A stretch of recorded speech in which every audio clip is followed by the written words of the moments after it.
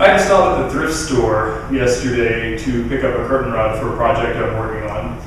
And as I always do when I'm at a thrift store, I had to look at the area where they usually keep the sewing machines to see if there's anything worthwhile there.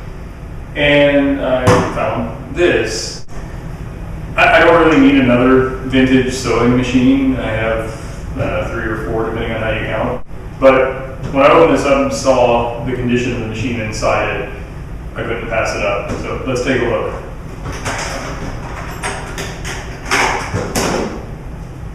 So this is a Singer Model 237 Fashion Mate. And from the 10 minutes or so I've spent Googling it, it was built sometime between 1968 and 1972 and is one of the last all-metal mechanism machines that Singer produced. The body and the arm are metal, a heavy casting, and the top part is plastic, faceplate's plastic, inside it's all metal. I haven't even turned it on yet. I don't know if it works. I paid $20 for it. I figured for 20 bucks it's got to be worth a try, and it really looks like somebody bought it brand new, maybe used it once or twice and put it in their closet, and it's been sitting there ever since. It really is in astonishingly good shape as far as I can see. So I'm going to take the cover off and lubricate all the lubrication points, because when I operate the mechanism by hand, it feels a little sticky. And then we'll plug it in and see if it works. Oh, and it also came in the case with a, looks like a brand new zipper foot. Brand new as of 1968 or so for a whopping $1.45. And a couple of bobbins and a little screwdriver. Not much in the way of accessories, but the zipper foot is probably worth half of what I paid for the thing. Another nice thing about this purchase is that it actually came with the manual that's in quite good condition, so that's kind of nice. Usually you can find manuals for vintage machines online, often for free, but it's kind of nice to have the actual one, both for, I don't know how much collectability there will ever be for these things because they made so many of them, but it's also nice to just be able to flip through it if you don't have your computer while you're sewing. So this machine requires a flathead screwdriver to remove the top. There are 3 screws that hold the top on.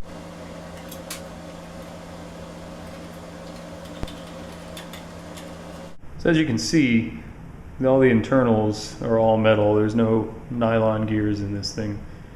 So it should be pretty durable.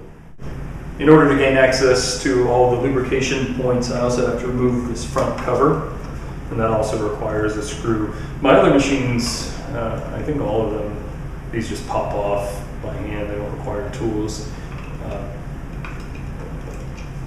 But for this one, you have to use a screwdriver. Because this machine came with the manual, I can use the manual to identify the lubrication points that I need to apply lubricant to. Some get oil and some get grease. I actually happen to have the Singer oil and the grease. It's probably the same as some other form of lubricant, just in a Singer package, but I have it, so I'll use it. I'm also going to slide open the bobbin case access cover, and I'll remove the bobbin case so that I can oil the shuttle where the bobbin case gets inserted.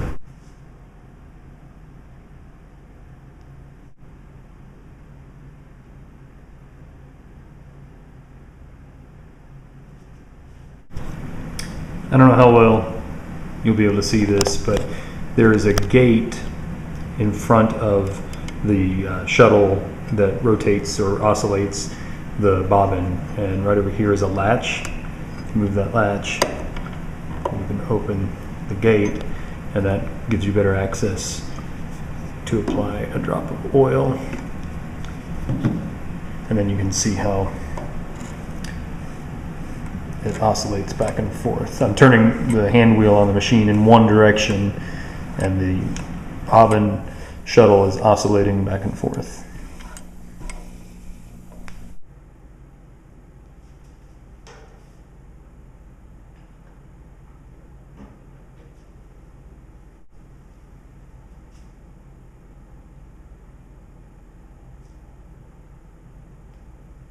So I've finished lubricating the machine, and now I need to wind a bobbin to put the lower thread on, and the bobbin just goes onto the spindle.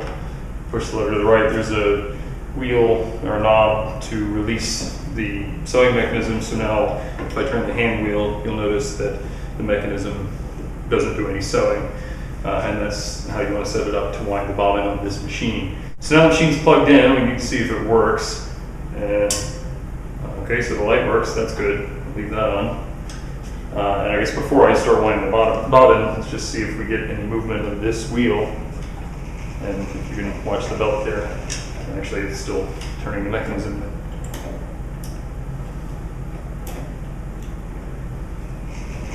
Anyway, so yeah, we've got movement, so that's good. So I'm gonna wind the thread from the spool around this tension arrangement here.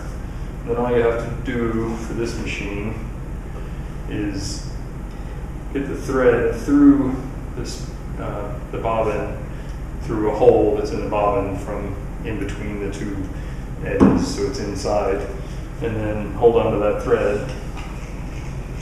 And oops.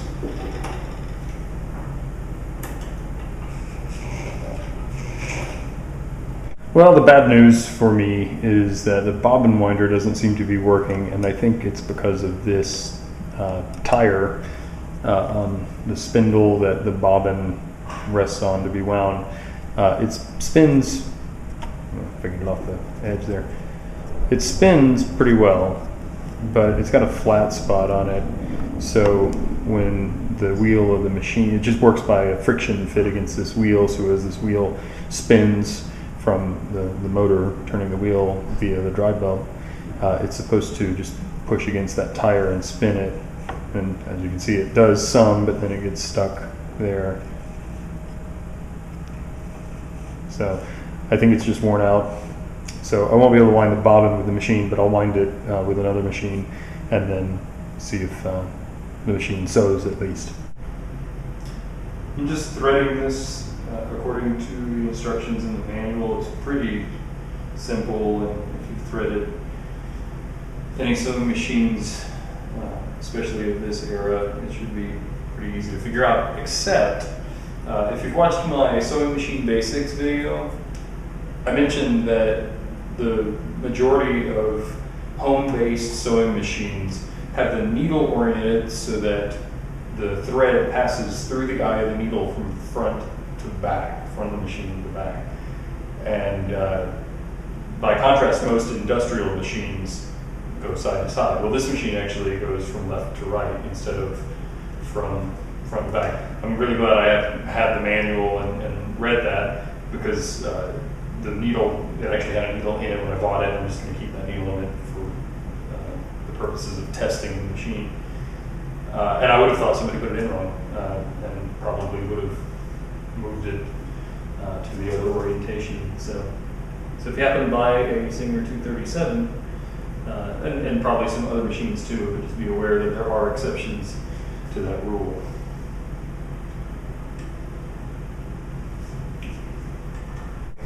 All right, so, no pun intended, the machine's now ready to test to see how well it sews.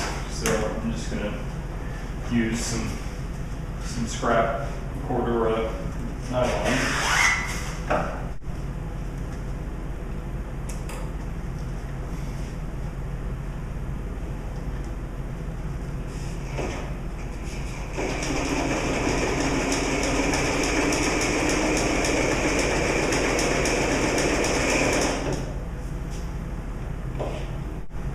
Well, it sews.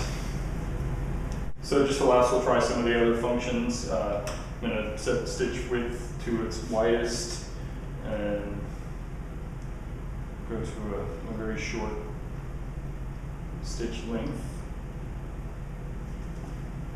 And we'll see how that works.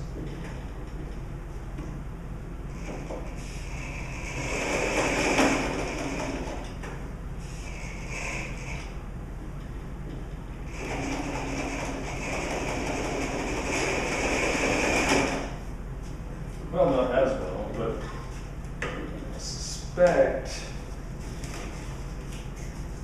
the machine's bouncing around a little bit. Yeah, it looks like I got a loop. So I'll have to play around with it a little bit. It's moving around a lot inside the case. But so there's the first straight stitch. And there's a pretty tight zigzag stitch. So it works. Needs a little bit of adjustment. So there you have it. That's what you can get for 20 bucks at a thrift store. If you know absolutely nothing about sewing machines, it might be worth taking it to a knowledgeable sewing machine repair person, having it tuned up and made to work well. I think this machine's going to work fine. Need to play around with some tension adjustments and see if I can find a replacement tire for that bobbin and spindle, but I think it's worth 20 bucks. Make sure you subscribe for more videos and maybe you'll see this machine getting used in some future projects. Thanks for watching.